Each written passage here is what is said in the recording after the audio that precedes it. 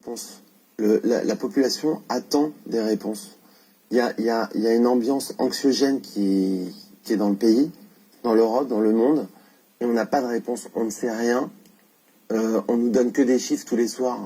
À 7h, 7h15, on nous donne des chiffres de morts, de vivants, on a besoin on a des questions toute la journée. On nous demande des choses. On n'a pas de réponse. Si vous aviez Emmanuel Macron face à vous, qu'est-ce que vous lui demanderiez? La première question. Moi, je lui demanderais tout de suite en tant que pharmacien. Ouais. Je lui demande, Monsieur Macron, laissez les pharmaciens faire leur travail. Laissez le pharmacien participer à cette crise. Mais c'est pas le cas aujourd'hui? Non, aujourd'hui, on nous a mis de côté. Le pharmacien, il est capable d'équiper la population. Il y a 22 000 pharmacies en France. Mais on n'a pas le droit de vendre de masques. Je peux m'approvisionner en masques sans l'aide de l'État. La majorité des pharmaciens peuvent le faire. Il y a des réseaux. On a nos filières. Aujourd'hui, le pharmacien n'a pas le droit de vendre de masques. On n'a même pas le droit d'en acheter. On a juste la dotation classique que l'État nous envoie, 3-4 boîtes tous les 10 jours. Et vous ne pouvez pas vous en fournir par vous-même, c'est ça? Je n'ai pas le droit de m'en fournir par moi-même. C'est ça la catastrophe. Nous, aujourd'hui, on vit avec la population. On est en ligne de front.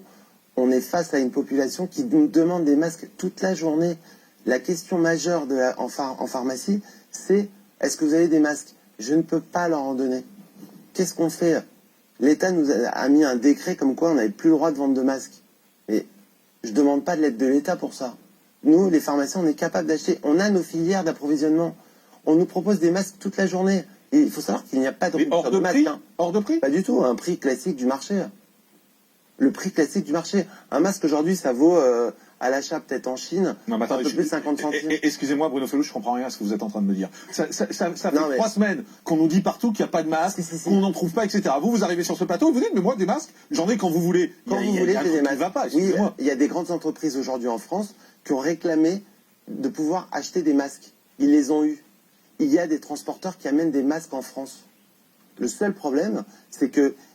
Mais ils vont où ces masques? Ils vont à des entreprises qui sont obligées de travailler et donner des masques à leurs employés. Il y a un moment, la grande distribution, d'où elle achète. Si vous prenez des masques, vous allez les enlever à des gens qui en ont besoin. Pas du tout, il y a d'autres filières d'approvisionnement. Il y a des labos qui fabriquent des masques en Chine, il y a des labos qui peuvent nous amener des masques en France, et le pharmacien peut participer.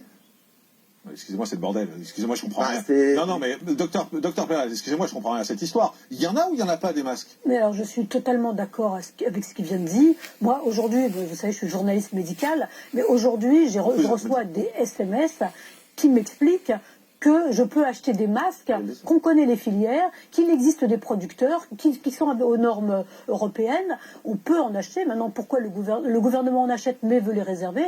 Mais moi, je trouve que cette histoire de masques est la plus scandaleuse depuis le début de cette épidémie. Moi, je propose, excusez-moi, moi je propose à la limite que l'État veuille s'occuper de l'hôpital. Avec plaisir, au contraire. Alors, ils pourront acheter des masques pour l'hôpital, mais nous, laisser le pharmacien s'occuper de la population, c'est notre métier. On est là pour la santé publique. Le pharmacien est capable de gérer la crise pour la population, pour les Français. Mais tous les deux sur ce plateau aujourd'hui, vous êtes en train de me dire des masques, on peut en avoir. Il y en a plein, je vous sors des commandes de masques. Il y en a partout. Ben oui, non, mais oui. Non, j'ai pas le droit, je n'ai pas le droit. Moi, j'ai des fournisseurs de masques qui me demandent, est-ce que tu veux des masques? Je leur dis, je ne peux pas en vendre. Docteur Pérez, expliquez-moi. La doctrine de ce gouvernement sur les masques est chaotique depuis le début de l'épidémie. Et la chose la pire qui a été faite, c'est M. Castaner qui a voulu interdire les arrêtés des maires qui demandaient que toutes les personnes portent des masques dans l'espace public. Je trouve que tout ça est délirant. Quand Mme Sibeth Ndiaye explique que les Français ne sauraient pas les porter, c'est délirant, c'est même criminel. Aujourd'hui, dans les revues scientifiques internationales, dans le British Medical Journal par exemple, la semaine dernière, il y a des chercheurs britanniques qui disent oui, il faut porter des masques. On n'a pas toutes les études contre placebo qui montrent que ça marche, mais bien sûr on sait que ça arrête les postillons qui diffusent le virus dans l'espace public. Des chercheurs chercheurs dans Nature viennent de publier une étude. Ils ont testé des masques contre différents virus. À l'époque, ils n'avaient pas encore le Covid. Et ils me disent, oui, le masque empêche la diffusion du virus à l'extérieur. C'est des données scientifiques. Aujourd'hui, on a quasiment la preuve absolue que ça protège la population. Ça protège les gens qui les portent d'être contaminés. Ça protège les gens qui ne sont pas contaminés de recevoir le virus. Ça protège pas à 100%, mais ça protège. Il vaut mieux, disent ces chercheurs, un masque artisanal, fabriqué vous-même avec du tissu, qu'un masque que vous ne pouvez pas trouver en pharmacie. La doctrine, elle est claire. Je ne comprends pas pourquoi cette doctrine, elle n'est pas appliquée. Comme je vous le disais tout à l'heure, moi, des amis m'ont dit, si tu connais des gens qui ont besoin de masques, voilà, j'ai une filière en Chine. Donc, si monsieur est pharmacien, il doit l'avoir encore plus souvent que moi, ce genre de réflexion. Mais alors, quel est le problème? Expliquez-moi, parce que moi, je ne comprends pas. Quel est le problème? S'il y a des masques, pourquoi est-ce qu'on ne peut pas les avoir? Le prix, peut-être? Est-ce que la France est prête à payer un prix qui a été augmenté depuis quelques mois? Il faut reconnaître qu'il y a une demande mondiale. Un des rares fabricants au monde, c'est la Chine. Est-ce que aujourd'hui... Mais vous me dites que vous avez des masques qui sont en gros dans la moyenne... Oui, le masque, dans la moyenne des prix. Un masque, ça ne coûtait pas ce prix-là.